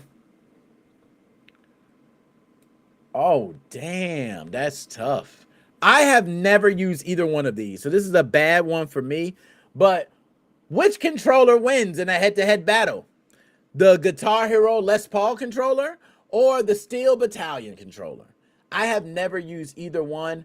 I am going to go with, and I know people are going to destroy me with this one, but I'm going to go with the Steel Battalion controller. And I understand the Guitar Hero controller is amazing. The longevity, how popular it is. It's being used at Dave & Buster's right now, right? Like, it is amazing. But the Steel Battalion controller, look how many damn buttons we talking about, bro. Like, anybody who literally plays that game and knows every button and knows where everything is and plays great with it, that to me is way more impressive than somebody playing Guitar Hero. That is just me. All right, and I want to ask y'all, which one is more impressive? Somebody playing Guitar Hero, and I know y'all gonna say at expert level, or somebody playing Steel Battalion on a controller at expert level. Okay, and I went to the other one. I just passed it. Hold on. I'm not finished. There. Okay, and that next one is, ooh, that was a good one. Damn, but nonetheless. So which one y'all got? I say it's easily the Steel Battalion controller. Somebody has to be, if you take the top of the line peak Guitar Hero player, top of the line Steel Battalion player, which one's going to be better? I think Steel Battalion is going to take more skill than Guitar Hero. So I'm going to go Steel Battalion. That's me. That's me. I might be wrong on that. I might be wrong. Y'all might be right. Okay. For this one, who wins in a head-to-head battle? Atari Lynx or Sega Game Gear? Y'all, this one is such a tough battle for me personally. I had both at some point. Sega Game Gear ran so much better to me than the Atari Lynx. I remember playing Sonic on a Sega Game Gear. Bro, you could not tell me it didn't feel much different from playing Sonic on the Sega Game Gear from playing Sonic at home. It was an amazing transition. Very different from playing like a Game Boy and playing an NES. Like Sega captured that perfectly. So I'm just going to say Sega Game Gear. Sega Game Gear, it just was one hell of a handheld. The only thing I did not like, which most handhelds dealt with at that time, and you're still having handhelds deal with today, is battery power. That is a big thing. The Game Gear didn't last long. I think the Atari Lynx lasted longer. One thing I will say is the Atari Lynx looked beautiful when I was playing games like Ninja Gaiden. Beautiful. But for this one, I have to go with the Sega Game Gear. Also, the Sega Game Gear speaker was loud as hell. Is it just me? Or that little speaker was loud. And Atari Lynx is nice. I think graphics-wise, the Lynx looks better. But just performance-wise, the way it ran and how it was catered to, Sega knew what people wanted, man. The Sega, that's one thing I could say about Sega back then in the 90s, and all my 90s kids could talk about it. Sega knew what we wanted. Okay? They knew what we wanted. So I got Sega Game Gear. Final answer. Shane, Sega Game Gear. I'm with you on that, Shane. I'm with you on that, man. Sega Game Gear. What else? Right? What else? Now let's go to the next one, man. We're going to go on to the next one. Here we go. All right. And it is... Oh! Which one wins in a head-to-head battle? The PS2 multi-tap or the built-in 4 controllers for the Nintendo 64? This one is very easy for me, but I don't want y'all to sleep on the other one. This is the built-in controllers for the Nintendo 64. It was the original all-nighter console. I want to say that. I don't even want to say SNES was the all-nighter console. Nintendo 64, I think, was the start of the all-nighter console. Because you had 4 controllers right there, you were able to play Bomberman. Let's talk about the all-nighters on Bomberman, right? Let's talk about the all-nighters on GoldenEye. Let's talk about the all-nighters on WWF Wrestling. Let's talk about the all-night. I can go all day on all-nighters with 4 players on the N64. I don't want y'all to sleep, though, on the PS2 multi-tap. Because having 8 players was a new dynamic, bro. Like on a PlayStation 2, I think it was Time Splitters that had 8 players. I think it was Time Splitters 2. I gotta check that up. I gotta check. Make sure I ain't tripping. Now, if my memory serves me correctly, damn, that is good. Time Splitters 2, how many players? Let's put that. How many players? Right? Let's see. Okay, Time Splitters 2 had up to 16 players via System Link. That's Time Splitters 2. It had up to 1 to 4 human players in split screen offline play. So if you had a multi-tap, you can go ahead and have 4 people play on one system split screen. All right, but you could play up to 16. But it would have been like, just imagine that, bro. Oh my goodness. I ain't even gonna talk no more. Don't sleep on the multi-tap. But I gotta say, hands down, this is an easy one. The N64 with the built-in 4 ports, like this ain't even close. My man Shane, look what he talking about. N64, bro. Smash Bros. What is we talking about? I ain't say Smash Bros. My fault. My fault for not mentioning Smash Brothers. Another game that was an all-nighter. You know what I mean? Smash Brothers was many all-nighters. Super Mario Kart, all-nighters. I can give you multiple games, man. Let's move on. That was an easy victory, though. Even though I don't want y'all to sleep, That was an easy victory. Oh, hold up. All right. We got to educate. Y'all, which one wins in a head-to-head battle? The Sega CD or the PSVR 1? Y'all, I gotta say Sega CD. This is very easy for me. Sega CD came around where the CD technology was very popular. I don't think there was many other consoles taking it on at the time either. Nintendo completely dodged it, right? In the whole Sony episode, we ain't gotta talk about that. But TurboGrafx-16 was another console that picked up CD technology, but I don't think nobody else was really on it like that. Sega CD was one of the, hey, man, they said, we gonna do it. Oh, I forgot, Super Nintendo did it too. They did have an add-on, I believe, for CDs. I might, correct me on that. I gotta make sure. I do believe SNES, CD, yeah, CD-ROM. They did, okay. I was correct. SNES also had a CD add-on. They did too. So other ones were trying it, but Sega CD implemented it, bro. Sega CD had Sewer Shark. Who remembers Sewer Shark on Sega CD? Man, you felt like the coolest kid on the block just having that. You was actually watching video. You remember the video for the first time? Dude would come up, hey, man, showing so you like, man, you felt like you was really in the sewer. Sega CD was something else, man. I swear they had Shinobi too. And they had Sega CD, man. Shout out Sega CD.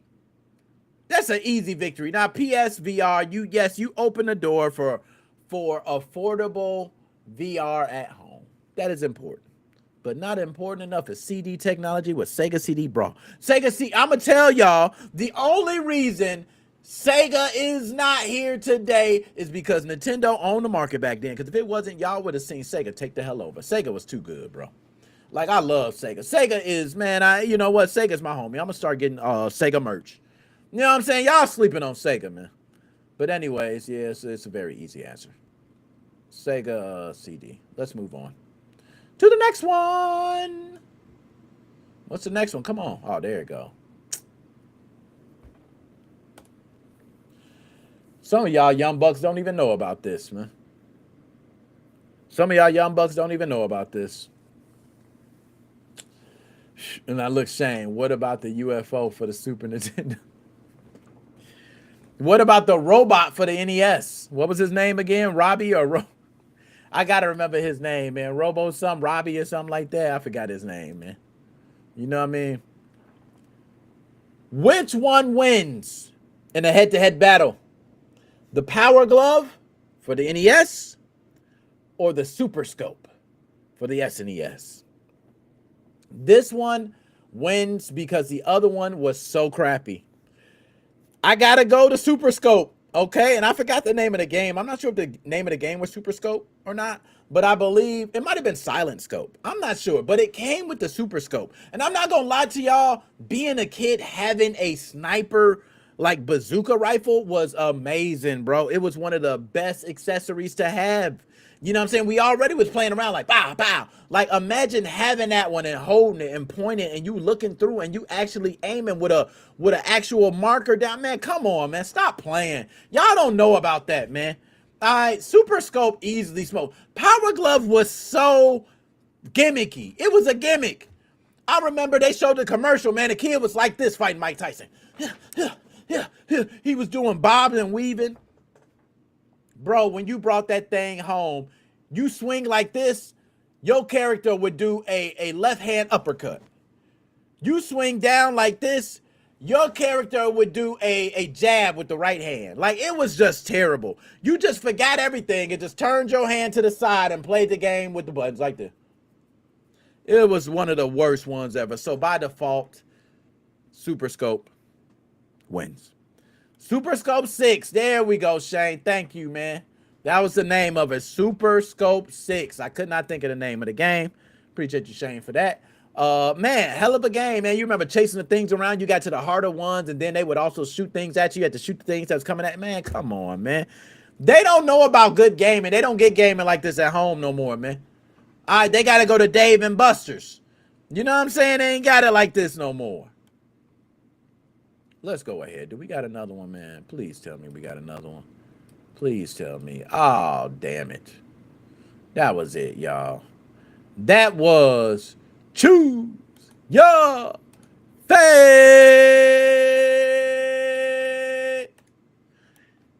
Damn, we killed it, y'all. DJ C Money. I'm going to put, hey, you said the link ain't work, DJ C Money. I'm going to put the link right here. You got it right here. It's coming now. The link. Because y'all know we got to bring DJ C Money. There the link is right there. I'm watching the check marks now. Twitch, it just made it. YouTube, it made it. It made it to both streams on YouTube. It's still a circle on Facebook. All right, it ain't hit Facebook yet. I'm waiting. My bad, DJ C Money.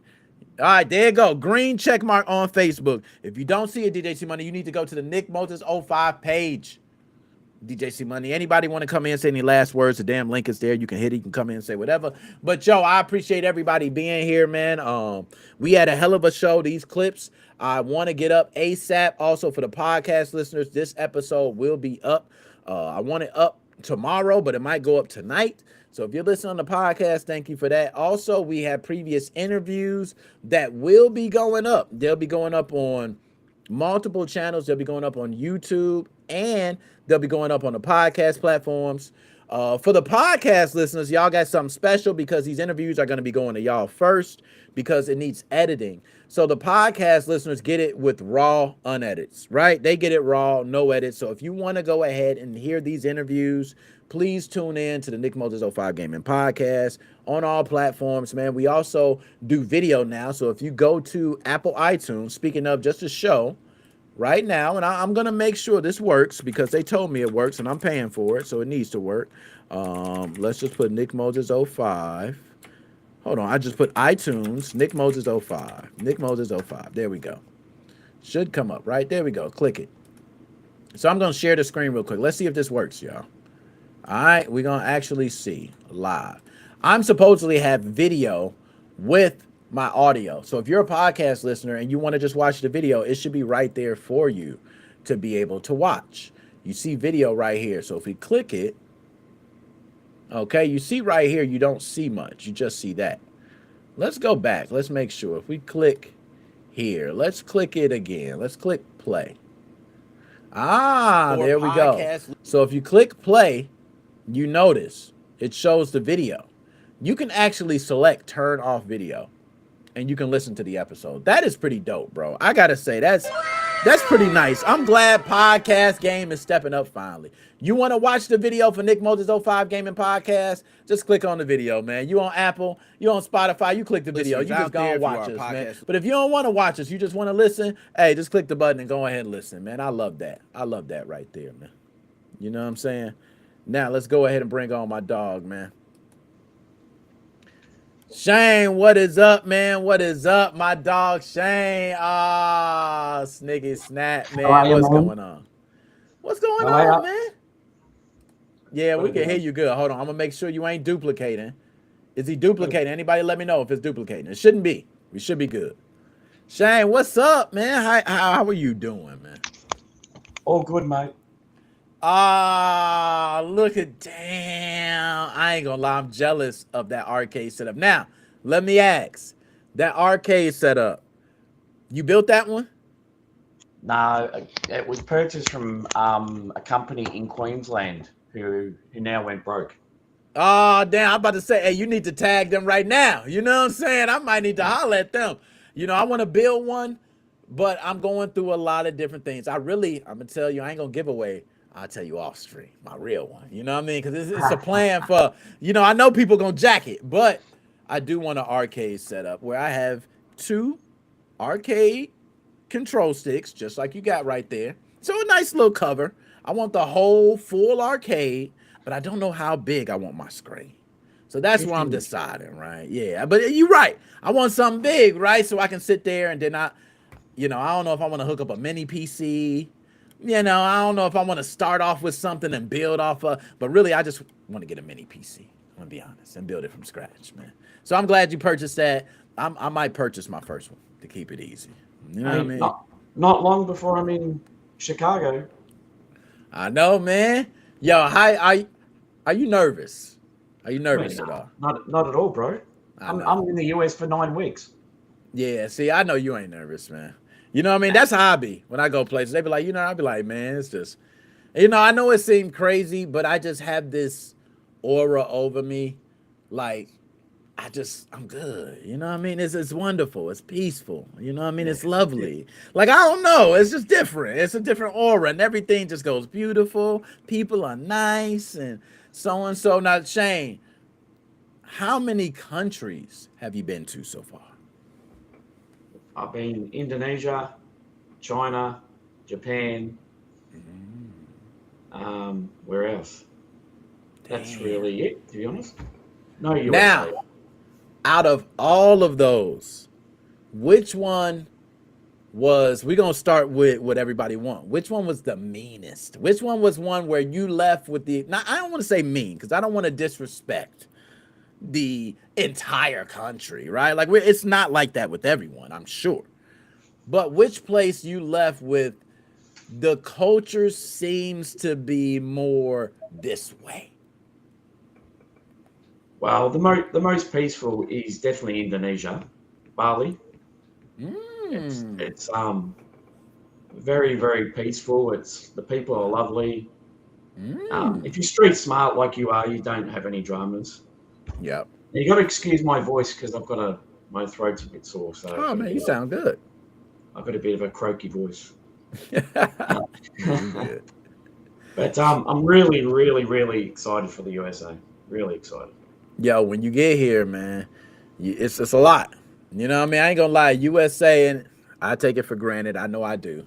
But many people have said when they're coming to the States every time, like, they like, y'all just take it for granted. You got beautiful mountains over here with snow at one place. Then over here, you got beaches and all this right over here. You got forests where you can go hike and do this over here. It's like you got everything here.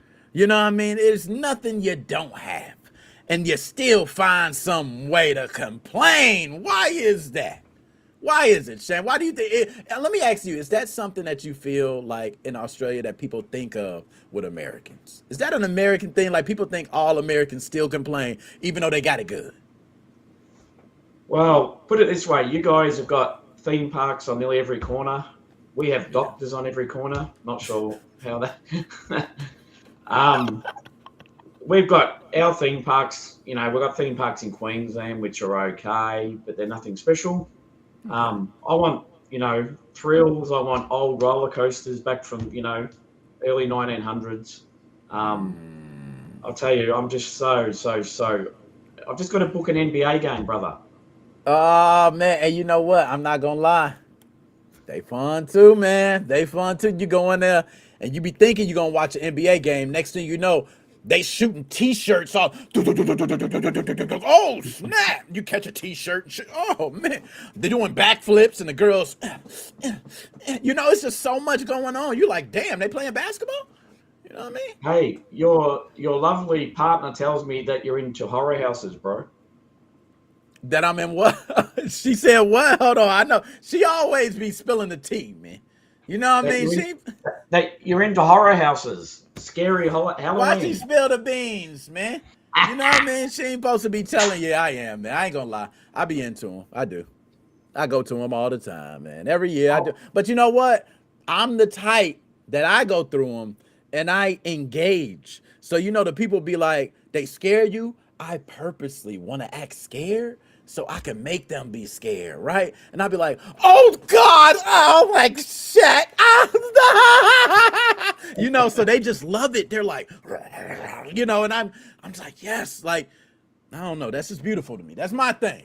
You know what I mean? So when I go, I play with it. Then I'll be like, all right, cool. We dap each other up afterward. Yeah, that was good, man. It's kind of play with it. And then everybody else gets scared. The next person to come, they're like, oh shit, I don't want to get scared. Like, So I do love haunted houses, man. That's what they call them here. Horror houses, haunted houses, however you want to say it. Scary houses, ghost houses. I don't know what nicknames they have. But yeah, we got all of them here. We got escape rooms. You know what I'm saying? I've never done one, but we should do one, Nick. We should. You know what? No, I lie. I'm lying. I've done one, and I did it at a con. They had an escape room that was, how they do it at a con. They set it up. So it wasn't like one of those places you go to, which I hated. It was one of those things they set up. So it was kind of like, but I lost. I couldn't find anything, any room, any clue. Time ran out everywhere. I just like, yeah, this This ain't for me. I'm You know what I mean? gonna But you look need a up group. You need a group. You need a group of people, man. You know what I mean? now. No, I think a group works great. Two's fine. Two's okay. You said 2, okay? We might have to do something, man. We might have to see. Whatever we do, we gonna do something, man. You haven't been to a hold on, do they got a Buffalo Wild Wings out there in Australia? No. Oh man, you about to enjoy a B-dub. My man about to whoo. You know what I mean? I don't know about B-dubs. They have TVs. And that's another thing I heard. Every single place you're going to come to B-dubs, it's a TV everywhere, man. It's so many TVs, it's ridiculous. Every single bar, sports bar, TVs everywhere. It'd be a TV for a TV. You know what I mean? Now the TV and the smaller TV, and then they got the thing where you cash out, got a TV. You know what I'm saying? Like, you just, no matter where you look, you're like, man, I see the game over here. Yeah, I turned the game there. Yeah, I ain't missing nothing. That's what you get. You get here, nigga. I ain't gonna lie, we a little spoiled. But it's good because I don't have to worry about mum anymore. So yeah, man, and you know, condolences. And how long has it been now? It's been about 2 years. it's about 18 months. About 18 months, you said? Yeah. Yeah, I said about 18 months. Okay, damn. We'll see. Oh, them the pictures, boy. And we know how she is about you, man. There's me. That's my boy. My boy's 30, 31 now.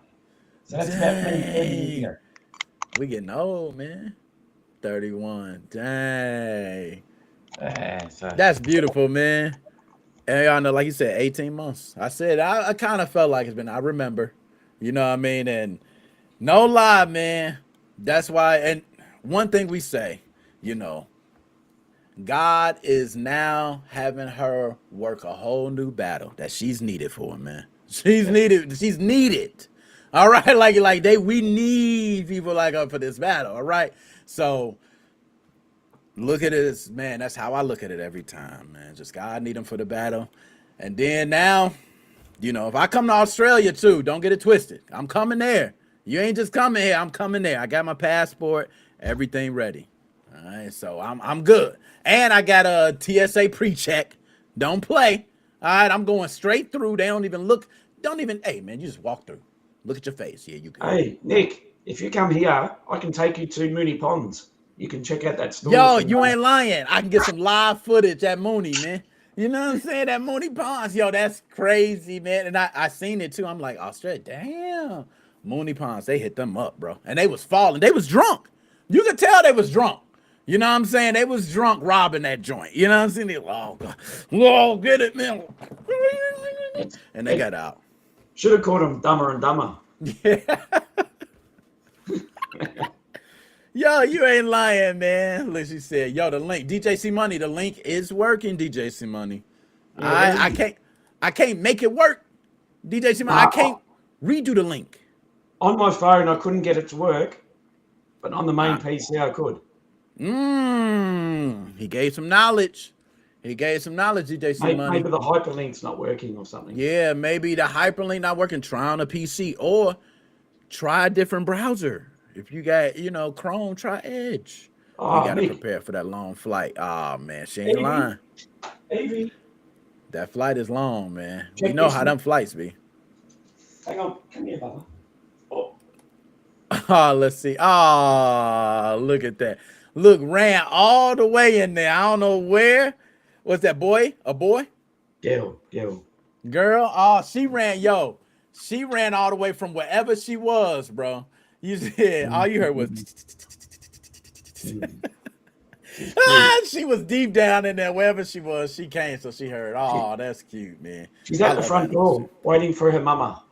And you know, man, just got a Syrian hamster for my daughter, man. And I ain't gonna lie. I'm sucker for animals, man. Sucker for animals. Yo, how long is the flight?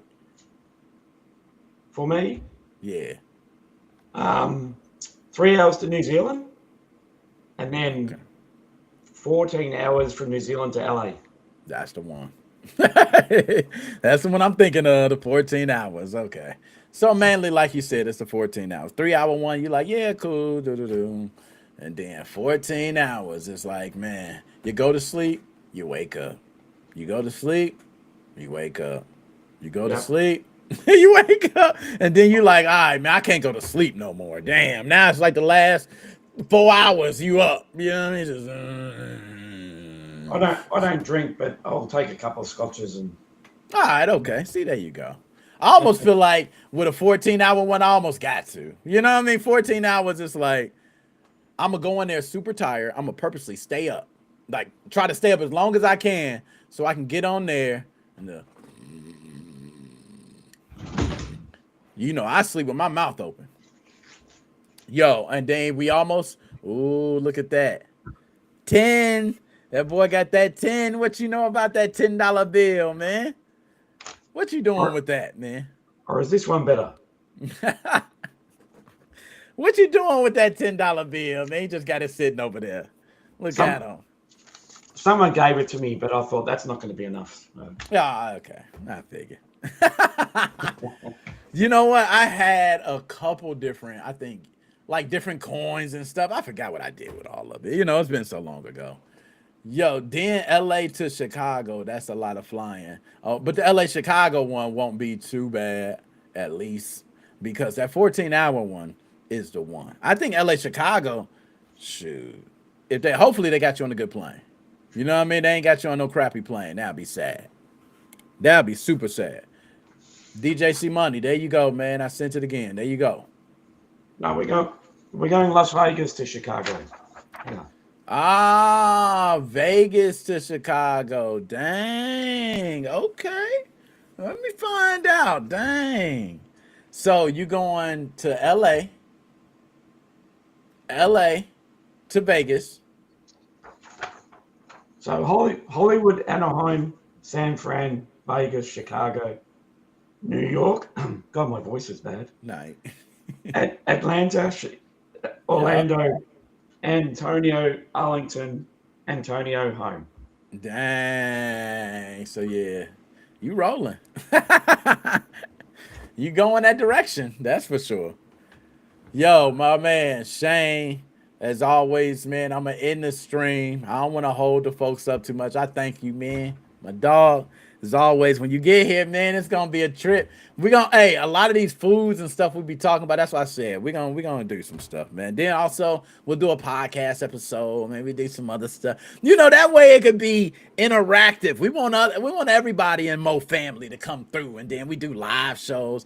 My dream is to be picked up on a network with a studio. And then we got the cameras, we got the microphones, and now it's like, man, you know, special guests all week, Shane. Woo! You know what I mean? We do the episodes weekly, you come in. You know what I mean? We got the team, the camera people come in, we got the audio. That's the dream. So we're going to get there. We're going to get there. Other than that, man, Shane, any last words? Nah, all I know is I'm excited. Been so excited to meet you and your lovely partner, your fam, and sub and subscribe. NickMoses05. Let's go, man. My dog, man. My brother from another mother. Hey, Chicago pizza, man, when you get here. Right. Oh, yeah. and the bean. Yeah, and ooh, boy, I can't wait till you get here. You got something for you. We got something for you, boy. So, Shane, man, holla at you later, man. See you, buddy. Have a good night. Peace. All right, man. We out, y'all. Everybody. It's out, y'all. You can come through, Shane. Holla at the crib, man. We got stuff here. You know, they do fire. They do little stuff over here, man. You know, we do the Thug Dizzle. We got tons of food places over here, too. All right, but nonetheless, man, shout out to everybody, man, who was tuning in. I see my man redeemed a game. My man received a game. I feel you. Anybody else on Twitch who received a game, I'm going to be trying to get to your games. Shout out to Devon, Tanya, Hep. You know what I'm saying? Everybody on Twitch. It's just too many people. I got Ab clipping up. Ab is Ab. You have a permanent job. Ab is on the payroll, y'all. I got to put him on the payroll. He got to get this mucho dinero. You know what I'm saying? So other than that, y'all, I got to get some food right now. It's been 2 hours. I watched a bunch of different foods. Y'all got to feel me on that. It's your boy